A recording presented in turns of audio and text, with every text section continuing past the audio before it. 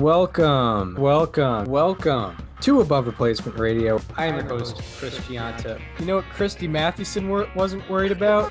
SIERA. When you're thinking about Pedro Ciriaco, I mean, the only one that can compete is maybe Hannes Wagner's 1908 season. Over there on the other side of the screen is Daniel Curran. Like, if we just clip together every time we've talked about him on other people's profiles, we've done a Mickey Cochran episode. I can't get past Rabbit Marinville. It's not necessarily Hall of Fame. It's not necessarily above average, but we can guarantee you we are better than just the standard replacement level college sophomore. And welcome to Above Replacement Radio. We're talking baseball kind of whenever. I'm your host, Chris Gianta. Over there on the other side of the screen is Daniel Curran. How you doing, Daniel? Chris, I'm doing well. I want you to think about something right now. We've had about 3.5 months worth of a baseball season so far. We've seen a lot of great moments, a lot of interesting storylines developing. I want you to imagine what it would be like if we just erased all that and started today with a clean slate, a 0-0 sprint to the finish. Today is the 1-year anniversary of opening day in the 2020 baseball season. This is what we missed out on last year. From here on out, this is what we actually had in the 2020 season, and everything before that was what we missed out on. Yeah, that's correct. Yeah, this would all just be an extended spring training, and I mean, it would just be the next 10 weeks, 9 or 10 weeks. Mm-hmm. Imagine if today was opening day. Yeah, that would have sucked. Pretty much 9.5 weeks that teams would have, and only facing in either their division or the opposite division, in the other league. But I mean, it does put into perspective like this state and what it looked like, because I wonder what changes have happened already since we did the mock mock 60 game because you did the 18 playoff. Yeah, I wonder if anything has changed that much. Mm-hmm. But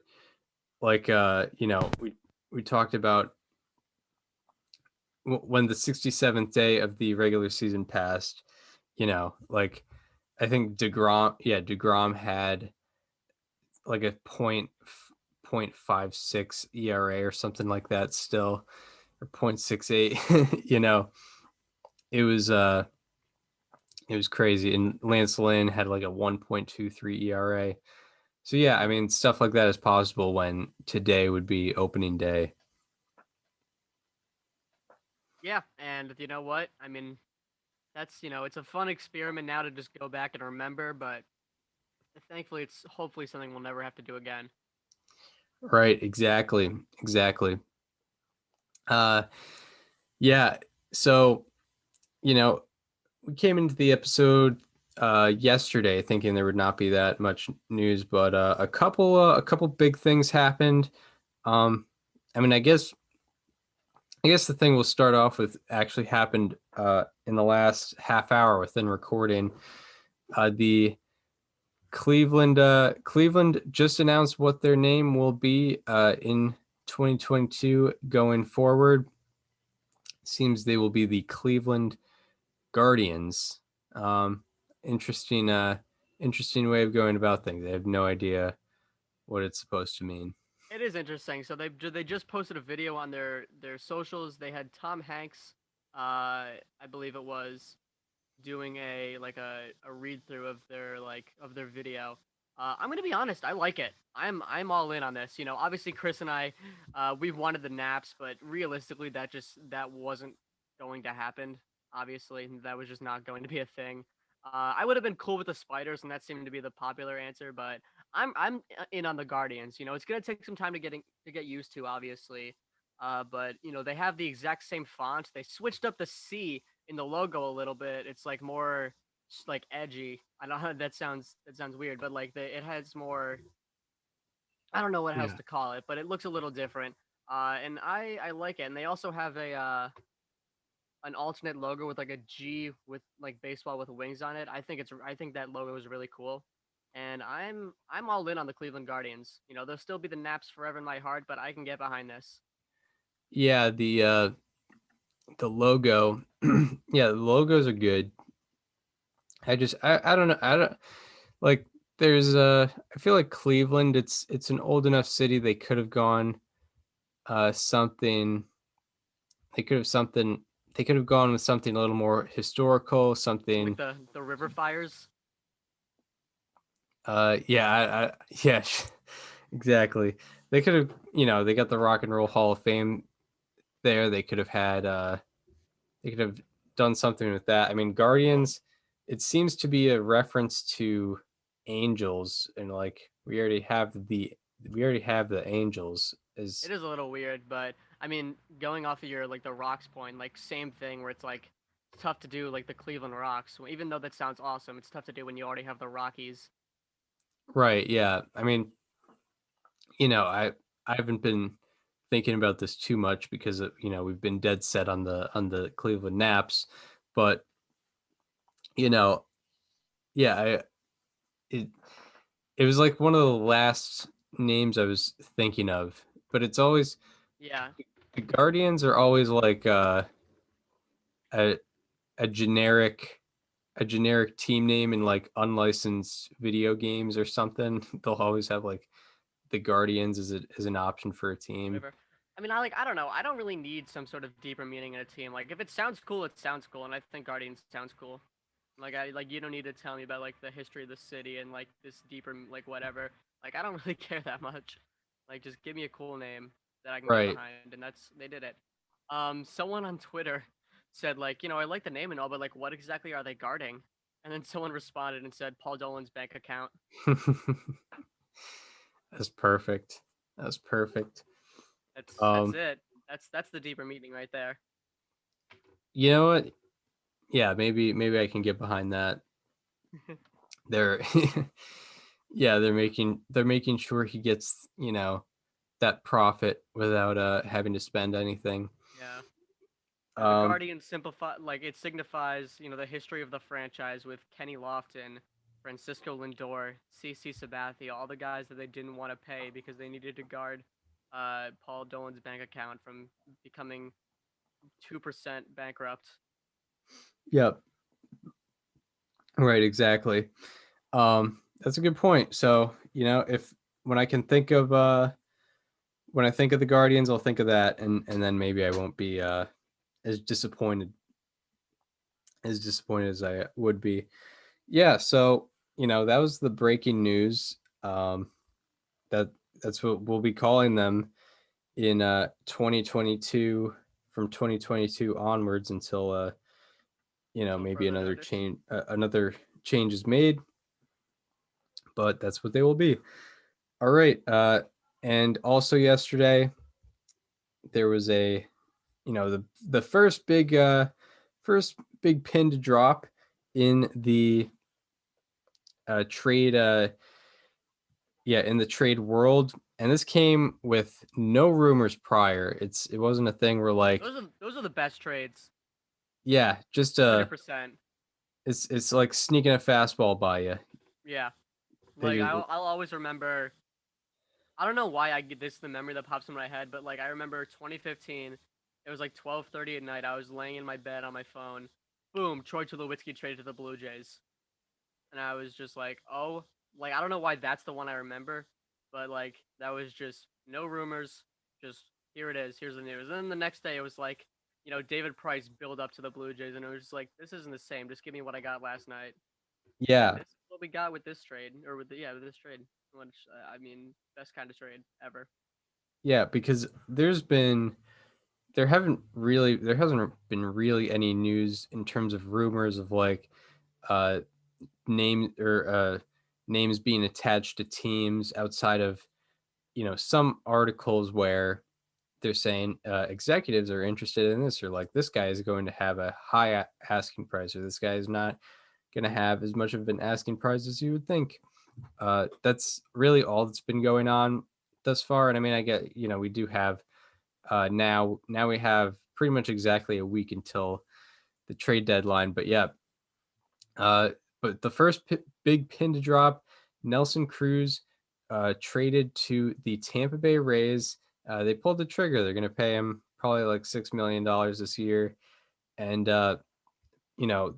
we've discussed why this is a necessary move for the Rays, and they finally pulled the trigger.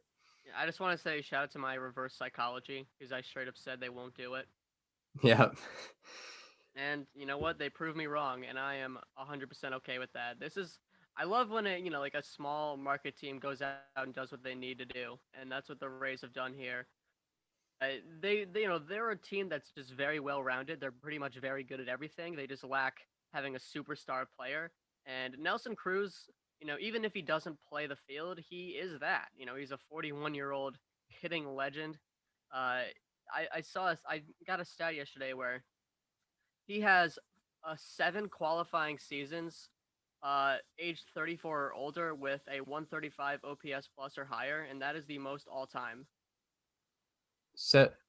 Wait, most all time. By a player age 34 or older.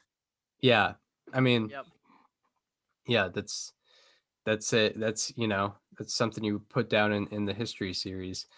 It's I mean, yeah, he's been killing it. I think it's pretty obvious what he's been doing, especially since he went into Minnesota, but also Seattle. Had a very good career there as well.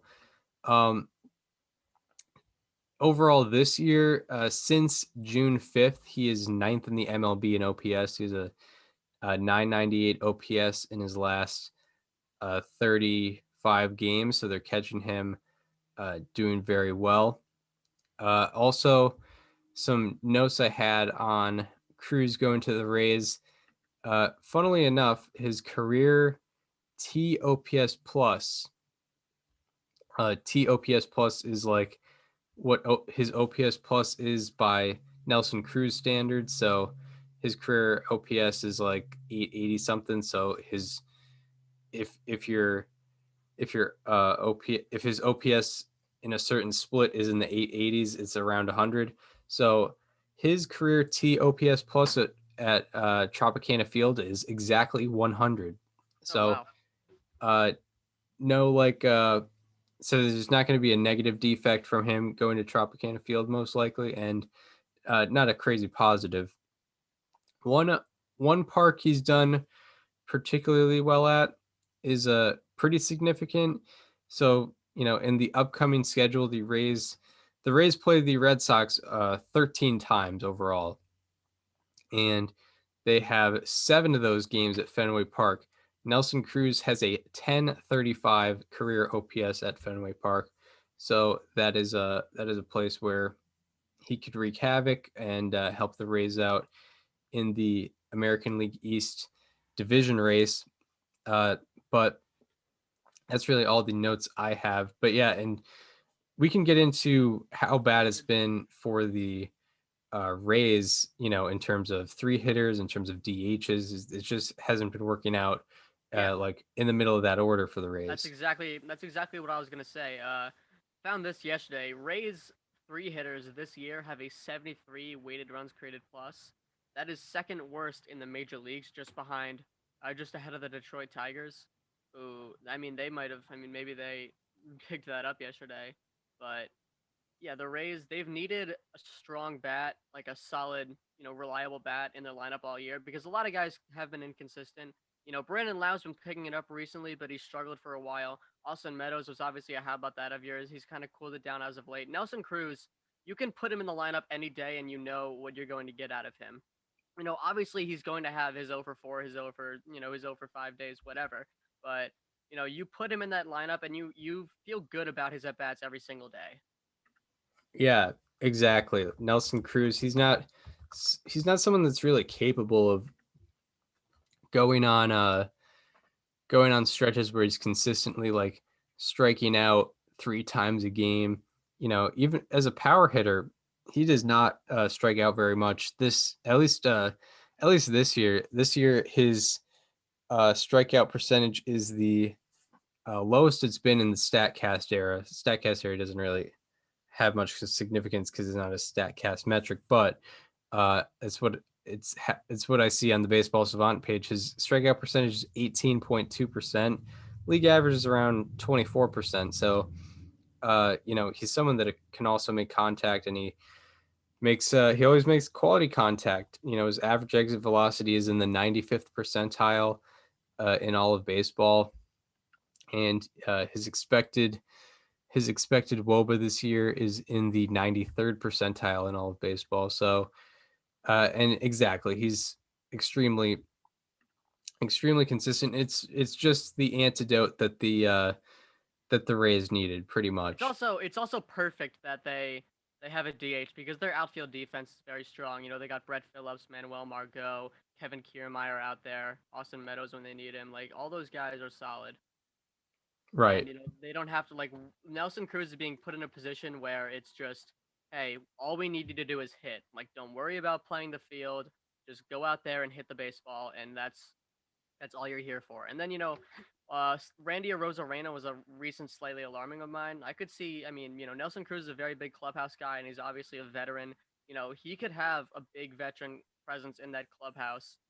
We saw, like, a lot of the mentorships that went on in Minnesota, and he seemed really distraught to be leaving there, which I found really interesting. Like, Miguel Sano, Luis Arraez, guys like that, like, have shown, like, that they're going to miss him. And I really feel like he can bring that culture into Tampa because they have a lot of young guys in that clubhouse, Randy Arozarena most specifically. And also, Wander Franco, Vidal Brujan, they have a lot of guys that have superstar potential that Nelson Cruz can help out going forward. Yeah, because what you also bring with that bat, you bring now 17 years of Major League Baseball experience and knowledge that I imagine he can help give to his younger teammates. And it definitely puts the Rays in a much better position. It was exactly what they needed. And it's tough to see as a Red Sox fan that they finally have kind of that threat in the lineup that they've been lacking, at least in 2021. I don't really have much else to say. On the matter. I think shout out to the Rays for doing what they need to do. Like, they're taking this seriously, and they want a World Series, and this is the move that they needed to make to go out and get it. Like, it's very cool that the Rays, they were the first domino to fall, and they pretty much did everything they needed to do.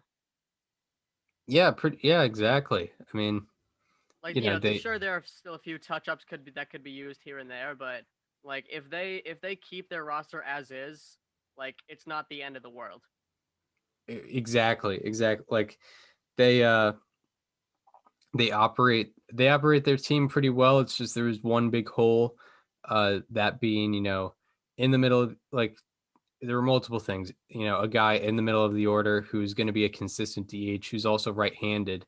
I couldn't really think of a right-handed threat in the Rays lineup. I mean, I think their best hitter this year has been Austin Meadows, if I'm remembering correctly. I don't have the stats in front of me. Pull stuff up, yeah. But yeah, Nelson Cruz he's the best hitter in that lineup now. Absolutely, no doubt about it. And he can. He Mike Zunino might be their best hitter. He leads the league. He leads the team in weighted runs created plus. He leads in F4. Oh, and he's yeah, right. And he's hitting 196. Right. Yeah. That's true. Yeah, Meadows. 521 slugging percentage. Right. We love a good 325 ISO. Yeah, that's great. That's perfect. I'm gonna look at their lineup on the Baseball Reference page, or who they've been throwing out there as a team. Yeah, Meadows 788 OPS, Zunino 817 OPS. Yeah, Zunino's the only guy in their, like, Baseball Reference 9-person lineup that has an OPS above 800. Yeah. You just added Nelson Cruz, who has a 907 OPS. So that's very, very good for the Rays. And they'll keep on finding ways to win, and it'll be easier with Cruz. All right.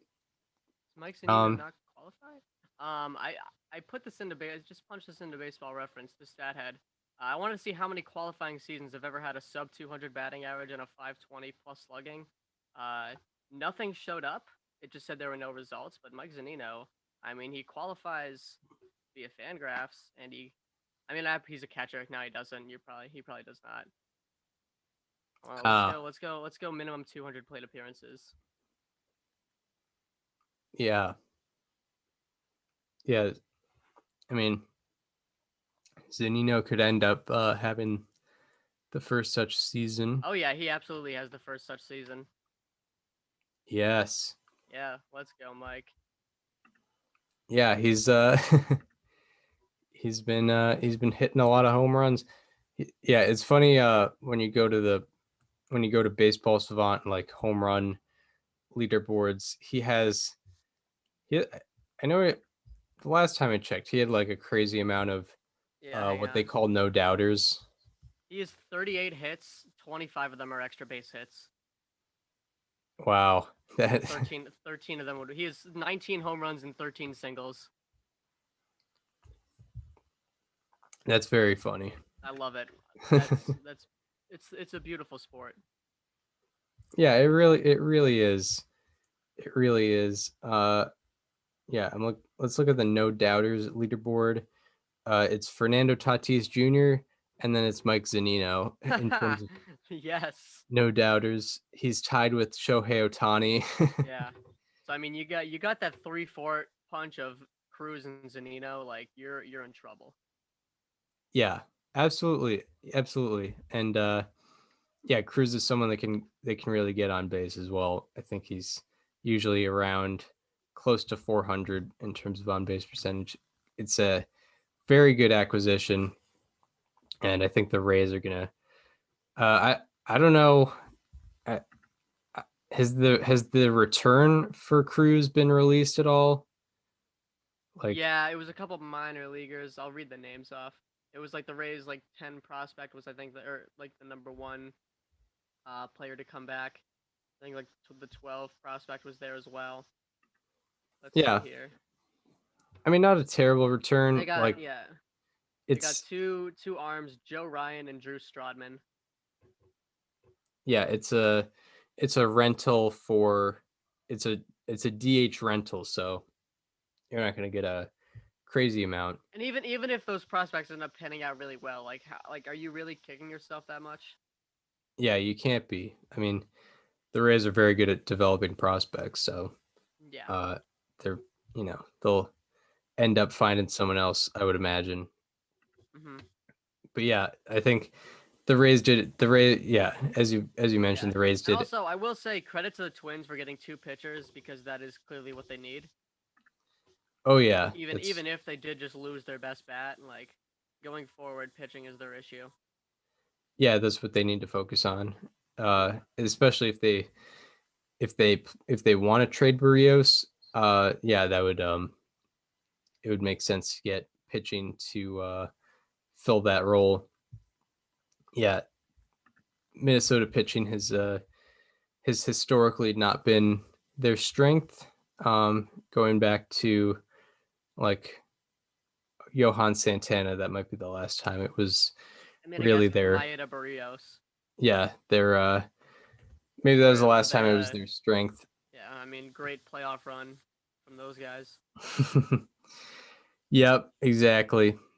All right, so now we move on to talking about a different AL Central team, a team that's been, they started out horrifically, but they've recovered, and it's not a team that's going to make any noise in 2021.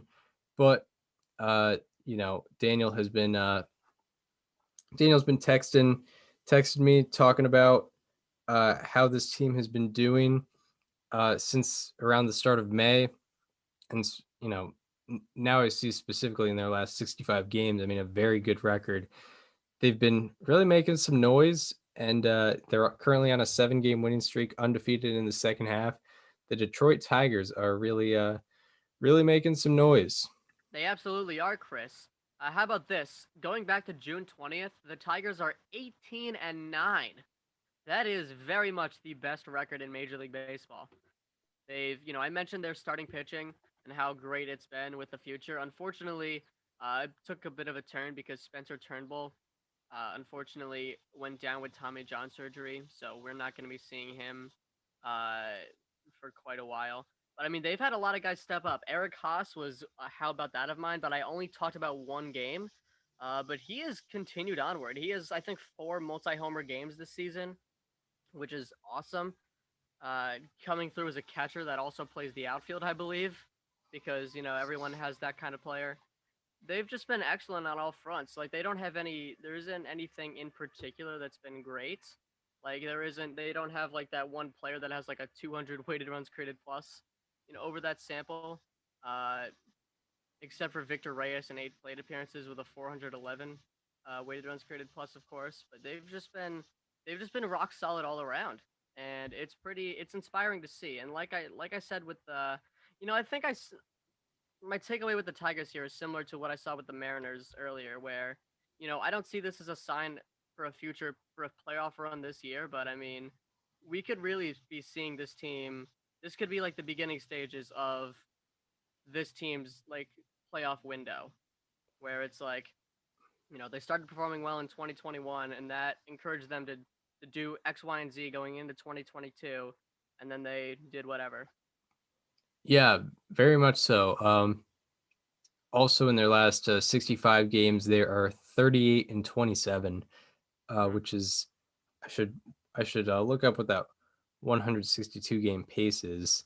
But I mean, that's like a contending team. After 65 games, if you've gone 38-27, that is that's something to look after. And yeah, in a 162 game pace, that would be a 95 win season.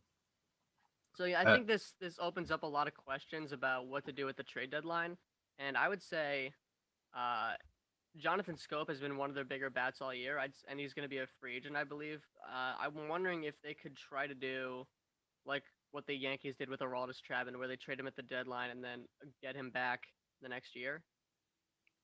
Right. Yeah, it's something they could do. I mean, Tigers ownership has been willing to spend when they see fit. One thing I actually, one thing we haven't addressed is I wonder if teams are going to be more hesitant to give up on next year, since there's going to be a new CBA and there is a possibility of expanding playoffs. And I think about this with the Tigers, because if there were to be the 2020 version of the playoffs next season, I mean, that second place spot in the American League Central is up for grabs pretty much. For next year, I imagine the White Sox will probably continue to do what they've been doing this year. But that second place spot in the American League Central would be up for grabs. And the Tigers, especially with the way they've been playing over the last 2+ months, they would certainly be a contender for that spot, and a potential 4th, 5th, or 6th seed in an expanded playoff setting. So I think that's something, and I think that's something maybe I don't know, maybe the Twins might consider also, given they have some guys with control in 2022, like Barrios or Buxton, that they might consider holding on to if the expanded playoff is a thing next year. But yeah, I mean, the Tigers, it might encourage them to do more next year, because next year, how I see it now, I feel like they could be a second place team that does not get a wild card spot, but in expanded playoffs, they could definitely make the playoffs. Some stats on the Tigers on their 7-game win streak. Their team ERA is 1.50, which is first in Major League Baseball, and their team FIP is 2.56, which is second in Major League Baseball. Also, their team OPS in this span is 867, which is second in the American League. And some individual performances, Jamar Candelario hitting 364 with an 1143 OPS on this 7-game win streak. Robbie Grossman, who we've mentioned as a possible trade target, which might not be the case, he is hitting 292 with a 1060 OPS, and Jonathan Scope is hitting 407 with a 969 OPS on this winning streak. I have a couple more things. Yeah, go right ahead. So I mentioned the June 20th sample where they lead the majors they have the best record in the majors. Do you want to guess who leads the Tigers in offensive FWAR over this period of time?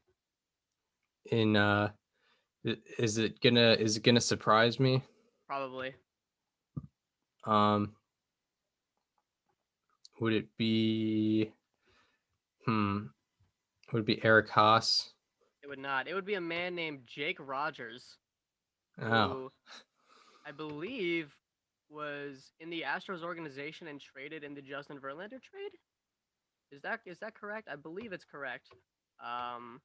He played for my local minor league team in 2016, and I believe, yeah, looks like 2018 he started in the Tigers organization. Chris, you can look this up.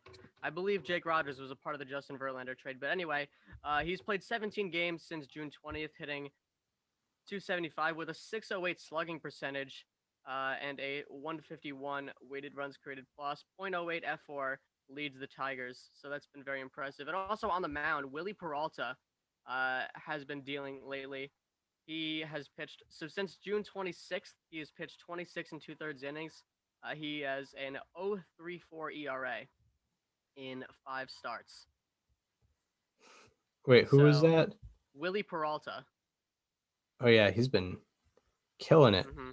Yeah, he's been very good on the mound.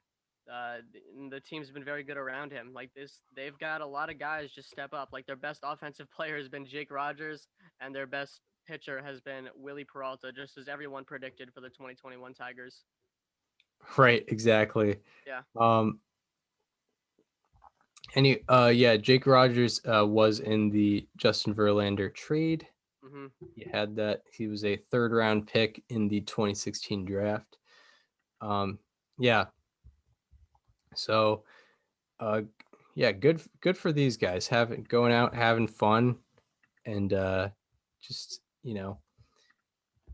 winning some ball games. 38 and 27 and 65 games is no joke for sure. They've been a bit of a surprise, and it makes you wonder if they're going to be a team that has an early arrival. You would expect, before the season, some would say you'd have to wait until 2023 or 2024 for something to pop up with this Tigers team, but it could happen as early as next year. Also, you might expect the number 1 overall pick, Spencer Torkelson, to make an appearance next year. So things could start to get going. Actually, now I'm wondering what Torkelson's minor league stats I believe he's in Double A, like. and he has 9 home runs. Spencer Torkelson.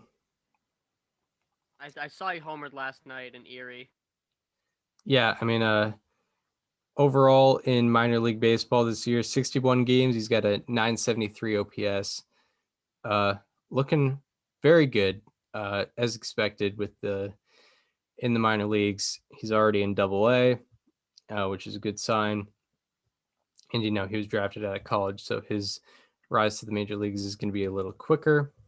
So, yeah, things are looking very, very bright. Could you see him making his major league debut like around this time next year? Potentially. How old is he? He's out of college, so he's probably like 23. Did he get drafted as a junior? I think he got drafted as I don't know. Actually, he's definitely not 23 because I know he's not older than Juan Soto, so he's probably 22, 21. he turns 22 on August 26th.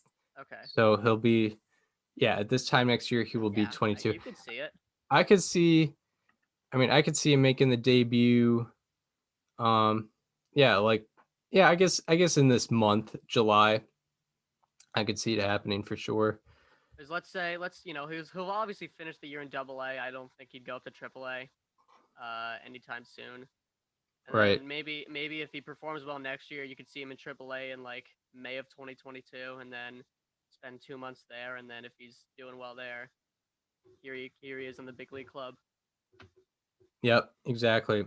Remember when Rafael Devers was in AAA for like a week, and then the Red Sox were like, "All right, yeah, we've seen enough." Yeah, I mean, a lot of the time they just skip AAA. Yeah, AA has like the most talent in the minors. Like those were the good players are. Yeah, AAA is just like to fill roster spaces. Yeah, AAA can be, very veteran heavy. We were talking via text about Mark Appel, who's he's the 2013 number 1 overall pick, and hasn't worked out, but he's actually still in the Phillies system in AAA right now. That's kind of sometimes the vibe of AAA. But you'll find some good players. Yeah, good signs from the Detroit Tigers. Anything more on the club? I got nothing else. I mean, just keep winning. Keep Yeah, showing us what exactly. you got in the future. Exactly. All right, what do we want to get into next? What story do Yermin we? Mercedes. Yeah. What a weird 24 hours. Yeah. He first proposed. I don't know if it was on his story or something. It was on his story. It was like he said "El Retiro," which has resemblance of retire. And it had like the thinking emoji face too. Yeah, he's like this, Mm-hmm. and then he announced retirement like several hours later. Yeah. And then and then the next day, which was yesterday, he said, "No, I'm going to be back. I'm not going to retire." Yeah. I don't know if did you read the retirement post from the night that he retired? No, or at least I don't really have any recollection of it. Okay, it was the most depressing thing I've ever read. It was so sad. Like I was genuinely like wondering if he was okay. It seemed like it really sounded like he just needed to. A lot of people were pointing fingers at Tony La Russa, and I understand that, but like the way he made it, he like made it out to be, it really seemed like it was beyond a Tony La Russa thing. Um, but now, like, I mean, he's back, so maybe it wasn't that bad. Maybe it was just a Tony La Russa thing. I don't know, but I mean, like, I think a lot of people. First of all, like, before we get into any of this, like, we hope Yermin Mercedes is okay, because the reality is we don't know the ins and outs of his life, and no reporter's probably going to get that deep, and just because it's not ethical to do so. And now that we've said that, like, there was a direct correlation between his performance in the majors before and after Tony La Russa told him not to hit home runs on 3-0 counts. Yeah, right.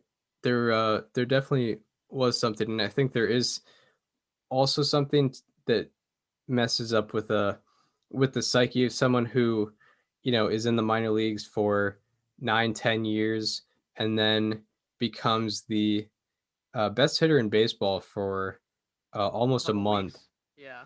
And then eventually goes on a downfall and then goes right back to the minor leagues that he was in for 9 to 10 years. There's something that can mentally break a person, I would imagine.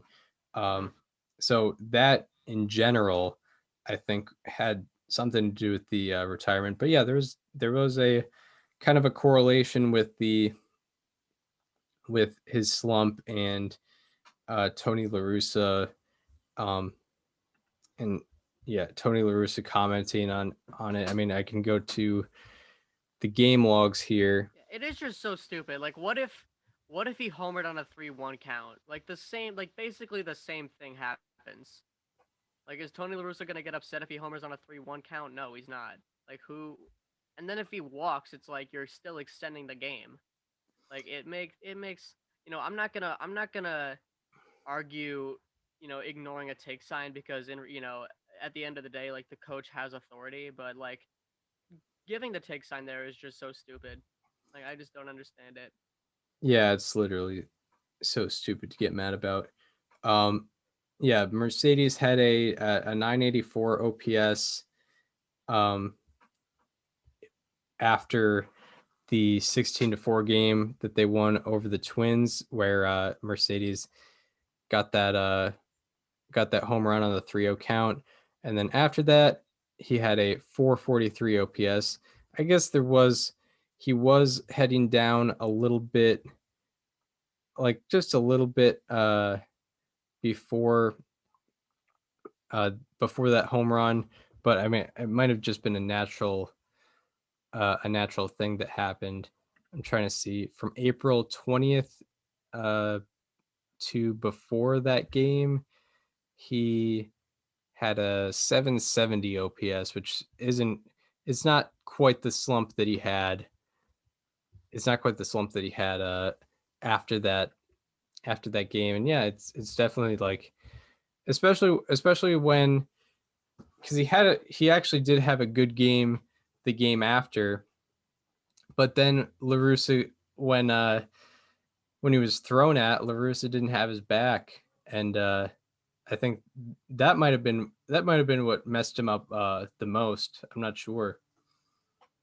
Yeah, I mean, like it probably could have messed with his confidence a lot, and it might have sent him down that spiral. And I mean, like I said, like one of the points I made was you take when you're in Mercedes position, you take every home run you can get because you never know when you go 3 for 40 and you end up back in the minor leagues and you're out of the league.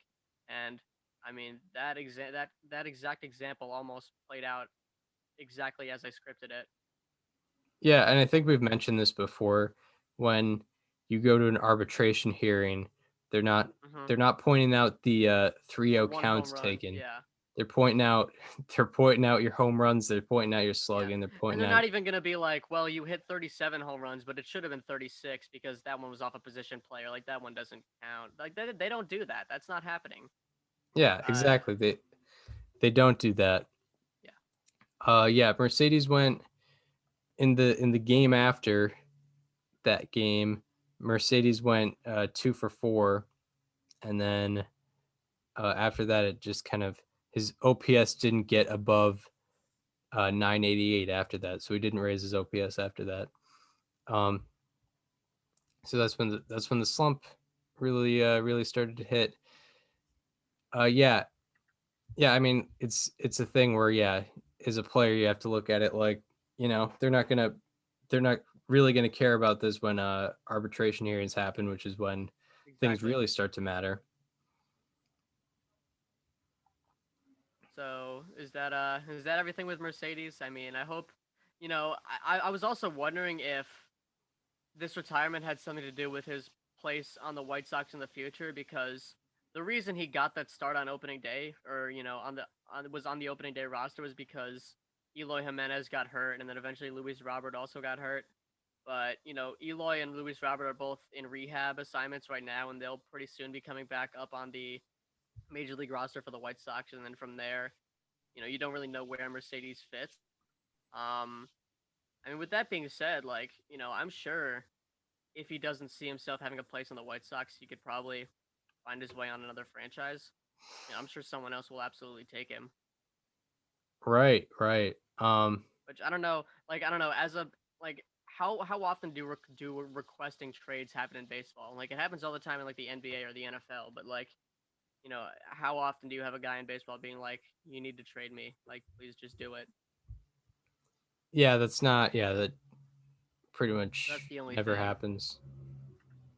And if it does, it's not reported ever. Yeah, no, it isn't. But I feel like it would be. Yeah, it definitely would. Um, it definitely would be a thing. Yeah, all right. So, yeah, Mercedes, he was gone, but not for long. He is back. All right.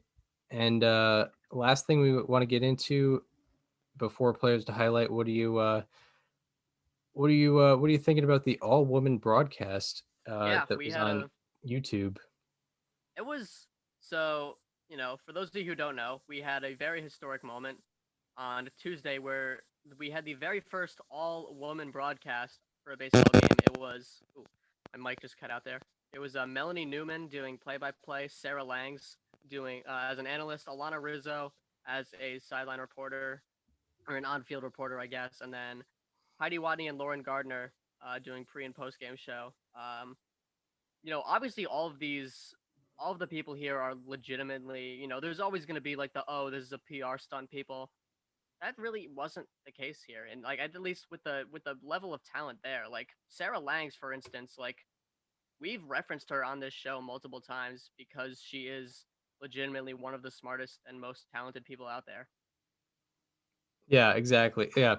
Like it was probably a thing where they, it was what, like a YouTube TV Mhm. game. So they always have kind of alternative people. They don't have, it's not like they have like Joe Davis going out there like they do Yeah. with Fox. It's it's always kind of more alternative people that aren't usually calling games. So they probably had they probably had like 3 or 4 women already signed up and were like, all right, They were we like, can hey, you know what? like, Let's run with this. Yeah. yeah, let's make this a thing. And I wasn't watching the game because like, I don't know, it was, Rays Orioles. I kind of expected the Rays to handle business, but it they almost didn't do it. uh but that's beside the point. I mean, yeah, So like Sarah Langs as an analyst is something you want. I mean, I wouldn't mind her seeing her on one of the Statcast broadcasts. You know, given her um, given her knowledge on the way Statcast works, and the reference to um, how its impact on the game and things. It's not like we're listening to. It's not like Jessica Mendoza, where like she's trying to relate like her softball days to a Major League Baseball player, which is not quite the same. I think everyone in there kind of knows their strengths and kind of stuck with it. yeah, so I'll just give some of my thoughts on the broadcast itself, like historical aspect aside. Um, I was able to watch the first few innings of it. I had other things going on that day, but I did make sure to tune in for as much as I could. And I don't want to say I'm easy to please, but like I'm pretty upfront on this show at least with what I want in a broadcast. I love the numbers, like just give me all of the numbers. That's why I love the Statcast broadcast. That's why I'm tuning into White Sox games as much as I can. They give me all the numbers, and like I want to know that the people on the TV screen are smarter than I am, because sometimes, this is going to sound cocky as hell, but sometimes I don't feel that. Like if I'm watching, I don't even mean to call anyone out in particular, but I don't know if I'm watching like a Cardinals Reds game on the St. Louis broadcast, and they're like, the keys for the game are for the Cardinals to beat the Reds. Look out for Nick Castellanos and Jesse Winker. Those are the best two bats in the Reds lineup, and they're combining to hit 326 this month. Like I'm not learning anything from that. Chris, you're not learning anything from that. We all know that.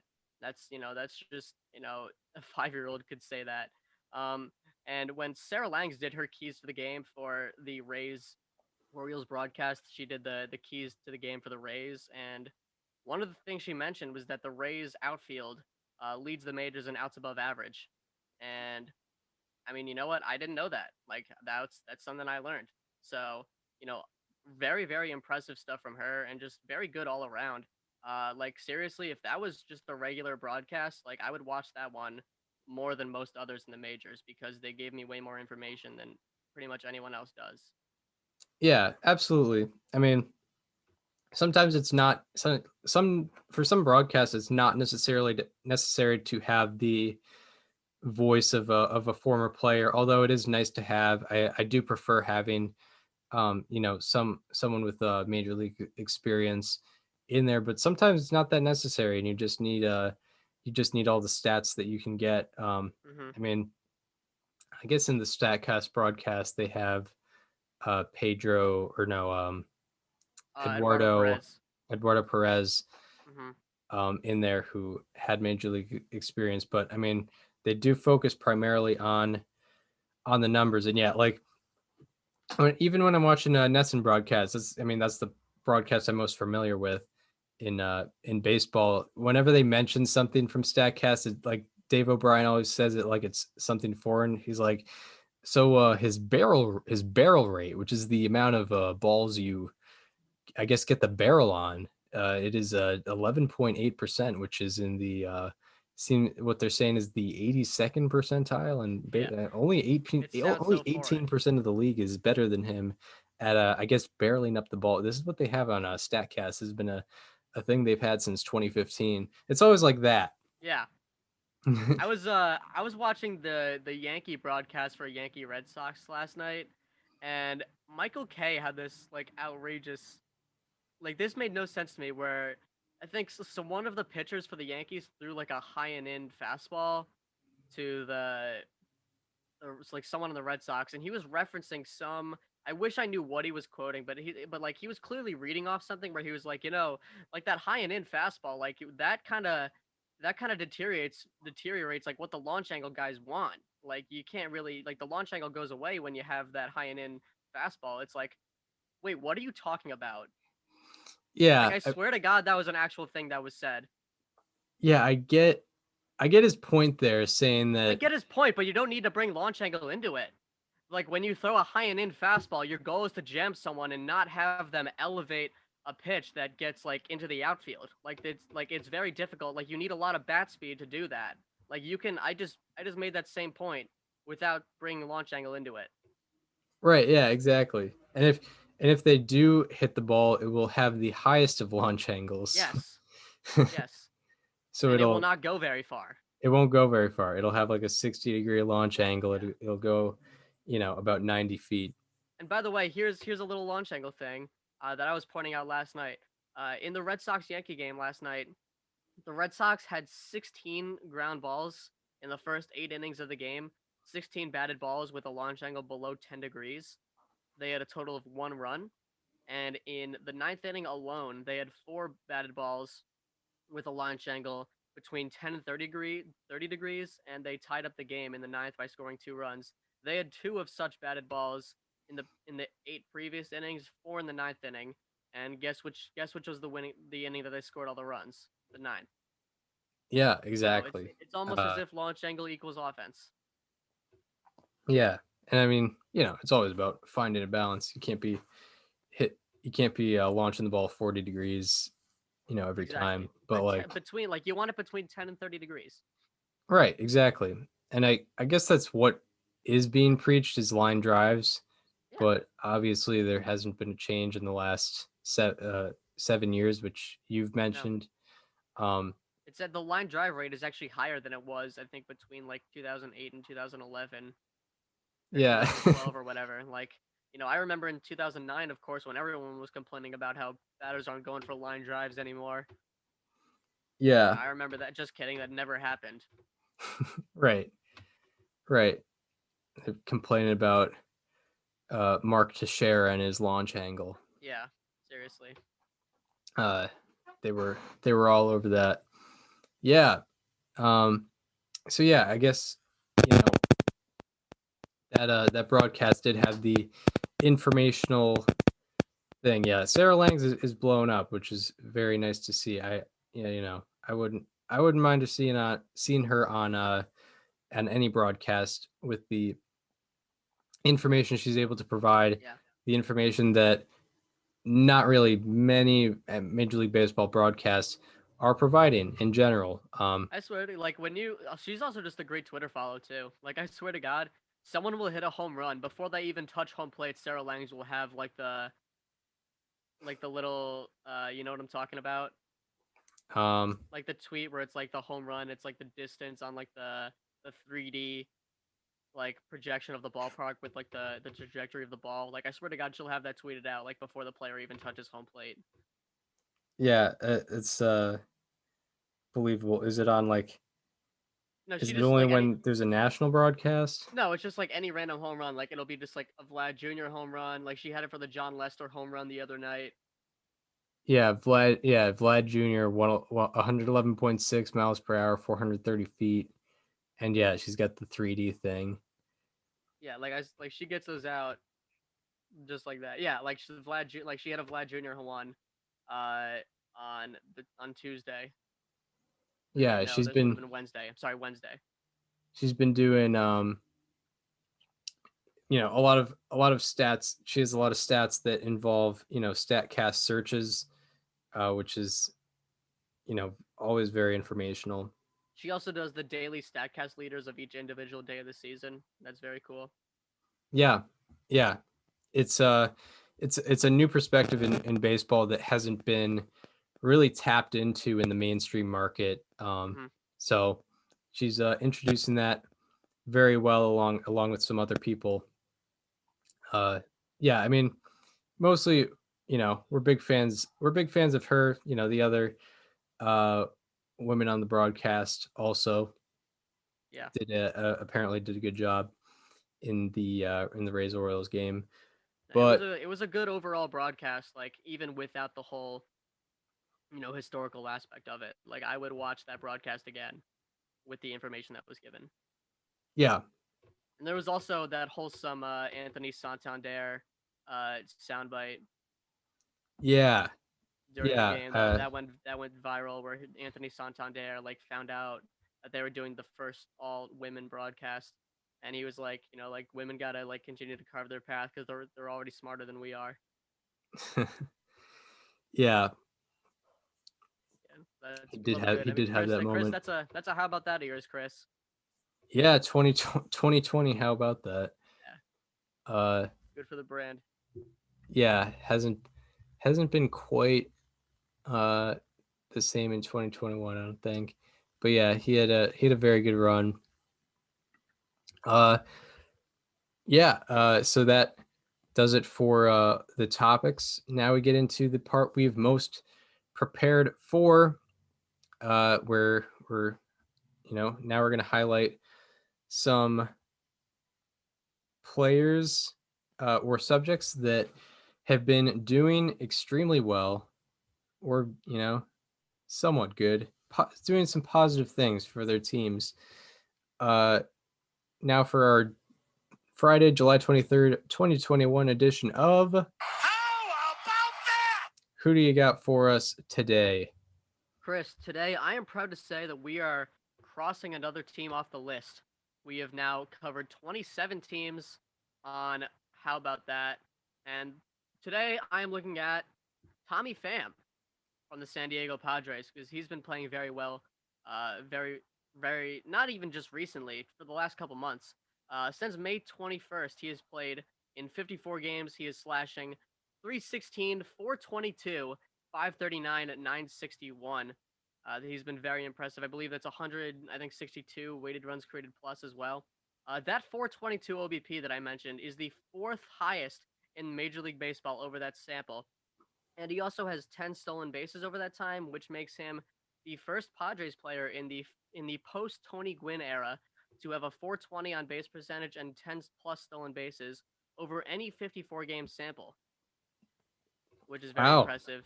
And his walk rate is in the 95th percentile this year, which is the highest it's ever been. And when I talked about Tommy Pham before the 2020 season, he was one of my 2020 Padres to watch. And I mentioned how I think he had like a 363 on base percentage in 2019, his last season with Tampa, which would have been the highest for the Padres in a single season since Chase Headley in 2012. Well, Tommy Pham's current OBP this year is 383, which would be the highest for in a Padres qualifying season since Adrian Gonzalez in 2010. So it's been 11 years since a Padre has gotten on base as efficiently as Tommy Pham has been doing this season. And he's been particularly well in his last 54 games. And I mean, he's quite the Eddie Yost, if I do say so myself. Tommy Pham. How about that? Yeah, Tommy Pham.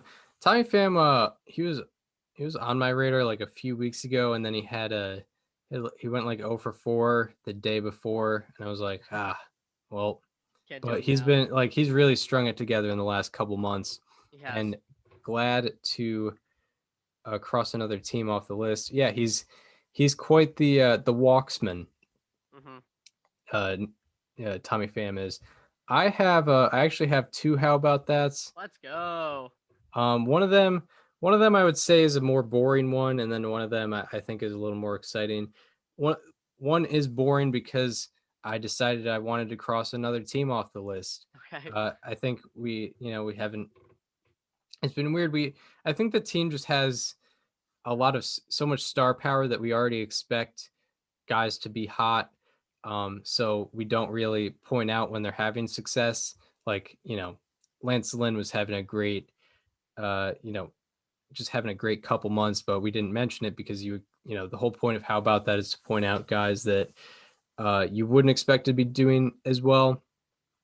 And,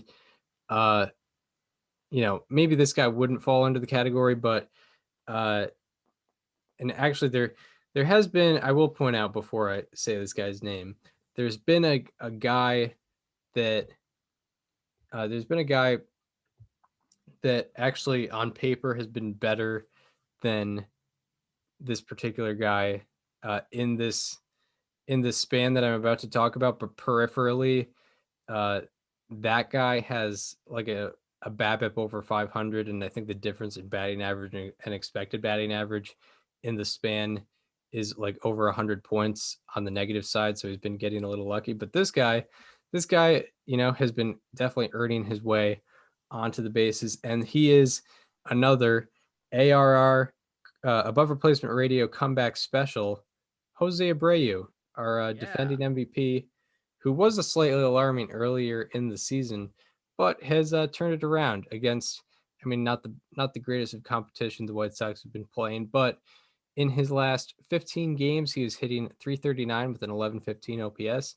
He also leads the league in RBI in this span, and this is partially due to him being 9 for 18 with runners in scoring position in his last 15 games. 500 batting average with runners in scoring position right there. Also, before the span, his strikeout rate was 24.5% on the season. And in this span, it is 17.9%. Pretty big difference there. Also in the span, he has a 63% hard hit rate. And he has the most hard hit balls in baseball since July 3rd. So Jose Abreu has been doing the thing over the past few weeks and turned it around. Above replacement radio comeback special. How about that? Chris, And then Chris, can I jump in real quick? I appreciate you going out of your way in an attempt to cross a team off the list, but I regret to inform you that we have in fact covered a White Sox on How About That before. who was it? I talked about Yolan Moncada. Oh, right. Yeah. Yep. Right. The teams that are still on the list are the New York Mets, the New York Yankees, and the Philadelphia Phillies. Okay. All right. Yeah, I thought you were going with like Zach Wheeler or something. Yeah. Right. I did forget about Moncada. Yeah. You did name an episode after that. How about that specifically? We did. Yeah. Yep. Yeah, for some reason he just escaped my mind, but luckily. Well, this is awkward. Actually, you know what? I'll you know what? That's why you do too, though. I'll seriously cut that out. Like that wasn't even that good. No. Now you got to keep it. Like that. This is too funny now. All right. Petition to keep the Jose Abreu. How about that? Yeah, because I don't know. The guy won MVP last year. You know what? Like the stats were good though. The stats were good. Yeah, they were decent. Like, hey, we love a change in strikeout rate. Him having the most hard hit balls in baseball is something to something to look at. But now to my more exciting. So okay, we have to cross off what Mets, Phillies, and who else? Yankees. Yeah. Yeah. I've had 3 Yankees as slightly alarming. So Well, it's tough though, because like you mentioned with the White Sox, like we expect there's a lot of guys in the Yankees that we just expect to do well because they get a lot of media coverage by nature. So like we're not gonna be like Garrett Cole has been yeah, playing, has been exactly. pitching really well like that. We're just not gonna do that. Like it's got to be, we do try to keep it off the grid, so to speak, to a degree, Mhm. and it's tough to do that with a team like the Yankees. And it's Yeah, like with the Phillies, like, all the Mets have just had a lot of injuries, and the Phillies, it's just like all their really good players are people we know about. It's like Bryce Harper, it's Reese Hoskins, it's all these Andrew McCutcheon, yep, Zach right, Wheeler. exactly. It's all Yeah, yeah. The slightly alarmings are always going to be skewed towards better teams, and better the players. how about that's are always going to be under the radar guys in general. My next how about that, the one that's exciting is Kike Hernandez of the Boston Red Sox. In his last 20 games, he is hitting 289 with an 1106 OPS. Also, since June 27th, he has the most home runs of anyone not to participate in the 2021 Home Run Derby presented by Wow. T-Mobile. Presented by T-Mobile. It goes. They always throw that logo in there. They make Yeah. everything pink. They really dedicate Shout themselves. out to corporate Yeah, corporates and stuff. the Shout out to 2021 Home Run corporations. Derby presented by T-Mobile. Corporations Yeah, all over the world. the that's the most coverage. It Shout out to doesn't capitalism. matter the quality of the coverage. We have the most coverage. Yeah. So since June 27th, the home run ranks go number 1 Otani, number 2 Gallo, and then tied for third is Juan Soto, Pete Alonso, and Kike Hernandez, who's just been hammering the baseball. Also in the span, he ranks 9th in OPS, 8th in slugging, and 2nd in FWAR. It's been the second best player in baseball according to FWAR, in the past almost month. He is also tied for 5th in runs batted in, despite being the leadoff hitter in every single game in this span, as he is hitting 368 with runners in scoring position in this span. And also before this span, his strikeout rate was 23.5% and his walk rate was 6.8%. In this span, his strikeout rate is down to 11.8%. He cut it right about in half. And his walk rate is up to 14%. He more than doubled his walk rate for this span. So he is definitely seeing the ball much better.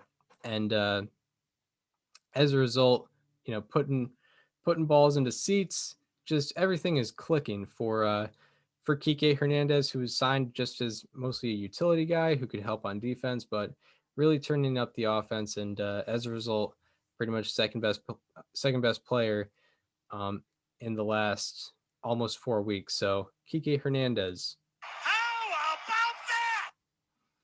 about that? Yeah, I mean, there was a lot of questions regarding the Red Sox, what they were going to do with the leadoff positions, but Kike Hernandez might be answering that question for them. Yeah, and he was someone who could have had a slightly alarming segment before, but he's really, really turned it around. And, just every time you look up, Kike Hernandez is doing something for the Red Sox. He's just been spectacular. Last night, particularly, this is kind of why he came to mind. Last night, for men on first and second base, 2 out in the 9th inning, gets a 2-run double to tie the game. Yep. Sets them up. And the fact that he went down and got that pitch too. Right, and he went down and launched it. Yeah. Yeah. So shout out to him. Now we go from the high. By the way, just shout out to Brooks Krisky as well. Yeah, that was awesome.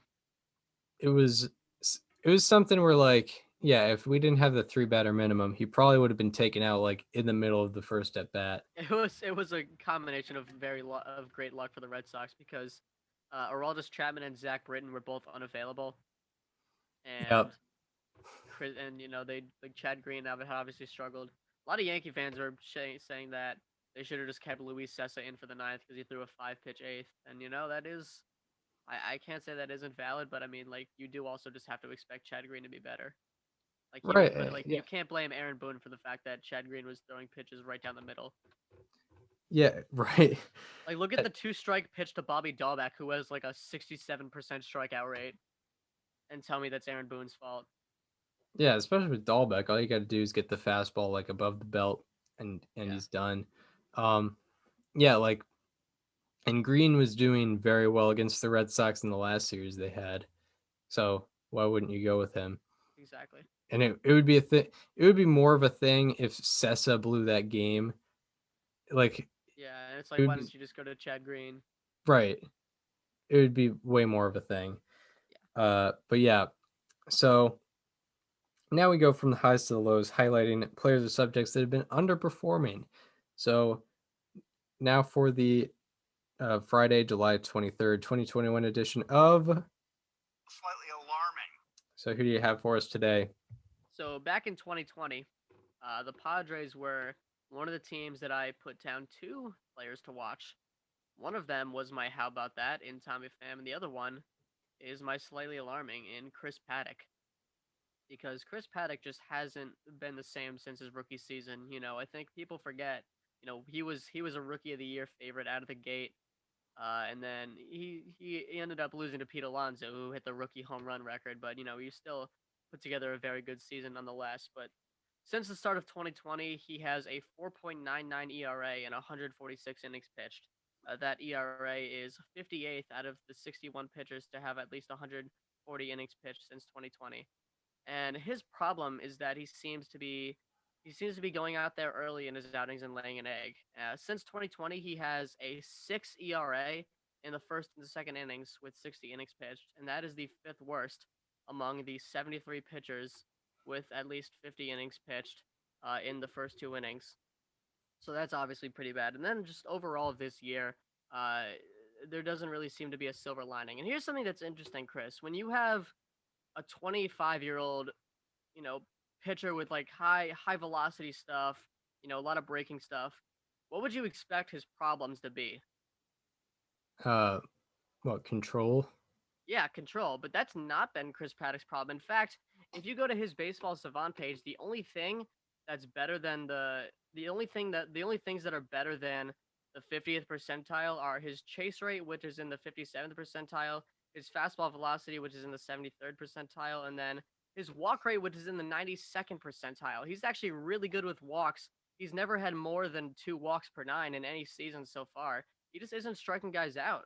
Oddly enough, his strikeout rate is in the 40th percentile this season, and then all his batted ball stuff is just bad. His average exit velocity is in the 20th percentile. His hard hit rate is in the 32nd. Expected WOBA in the 32nd, obviously, as well as expected ERA. His expected batting average is in the 18th percentile. His expected slugging is in the 20th percentile. His barrel rate is in the 36th percentile. He just isn't he's not striking guys out. He just isn't being the overpowering pitcher that I think a lot of people expected him to be. Right. Chris Paddock.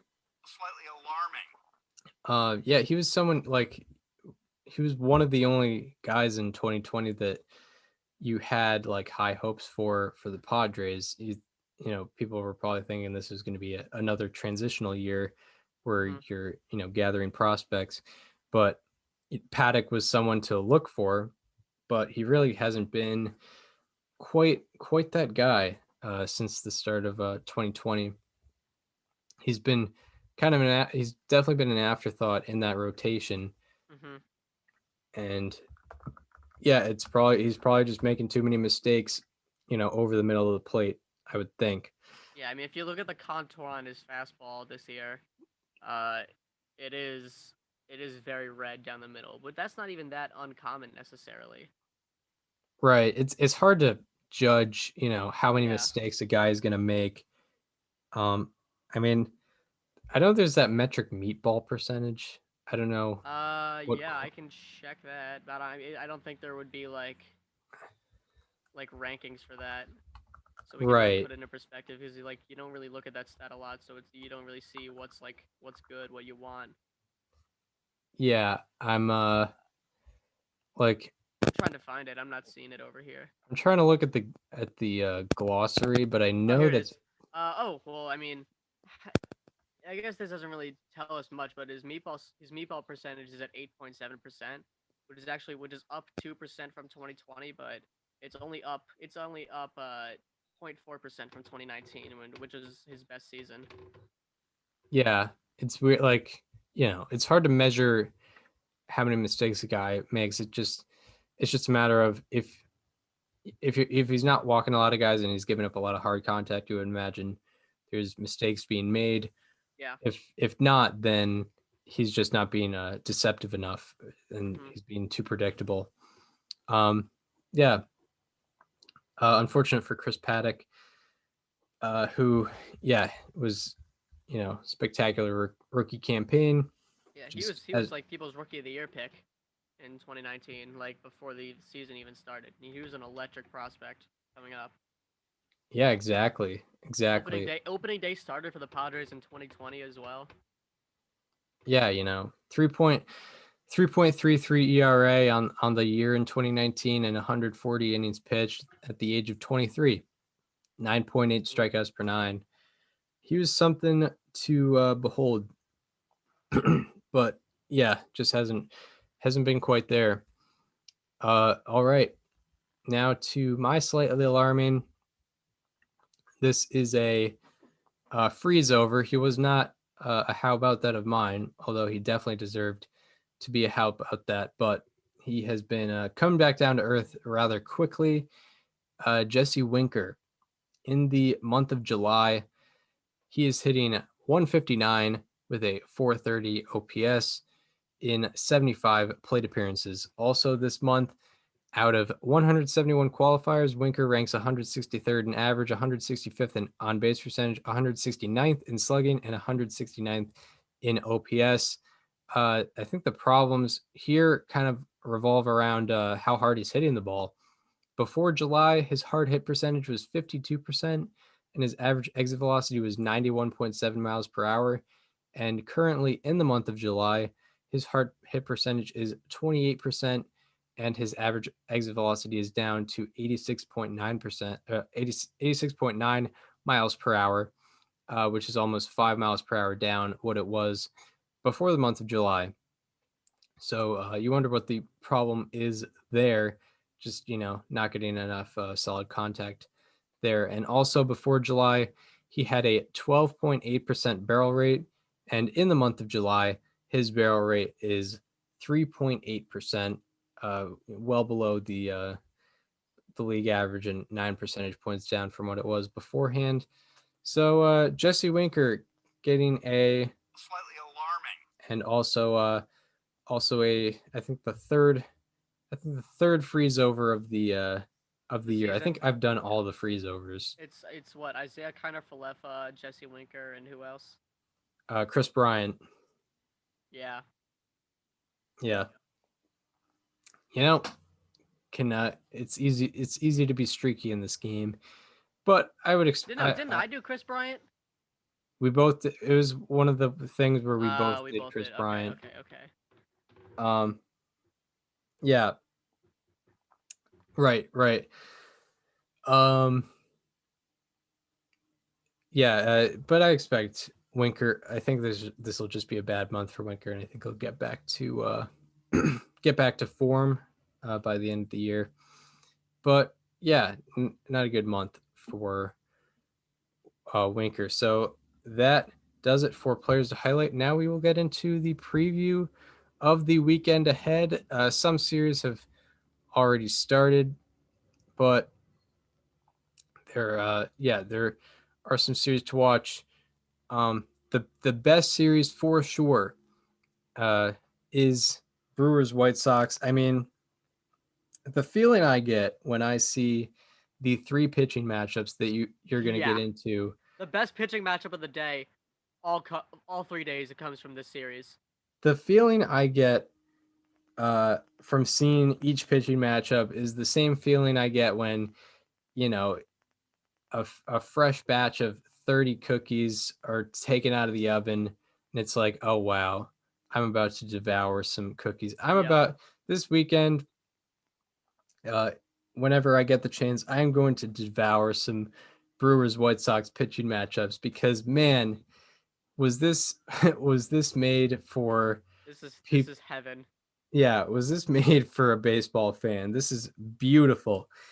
So yeah, that is the series to watch. I think another interesting series potentially for the National League East and how that might play out is Phillies Braves, because also if one of these teams does poorly or one of these teams breaks out, could change implications at the trade deadline for how far teams are willing to commit. So Phillies Braves is something to look out for, but the series to watch is definitely Brewers White Sox. Let's look at the day by day matchups. Yeah, Chris, I just want to say happy Zach Day. We got Zach Allen going for the Diamondbacks today. And he'll be facing Zach Davies of the Cubs.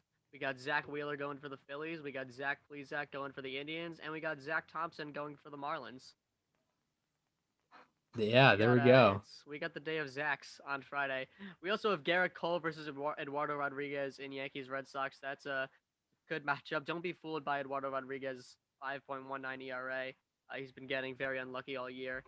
You also have Max Fried going against one of the 5 Zacks in Phillies Braves, like Chris just mentioned. You have Tyler Mahle going for the Reds against the Cardinals.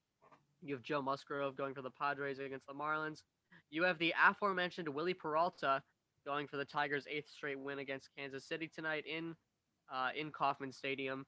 That'll be a series to watch to see if the Tigers can extend it to 10 games. You also have David Price going for the Dodgers, and you have Yusei Kikuchi going for the Mariners against Oakland. On Saturday, you have Nathan Eovaldi going up against Jamison Taillon. Jamison Taillon's been pitching a lot better lately for the Yankees. You have Ryan Weathers going for the Padres. You have Max Scherzer going for the Nationals. By the way, I forgot you actually didn't mention any of the pitching matchups in White Sox Brewers. Yeah. On Friday, you have Lucas Giolito versus Freddie Peralta. That's a great matchup. You have Framber Valdez versus Kyle Gibson on Saturday.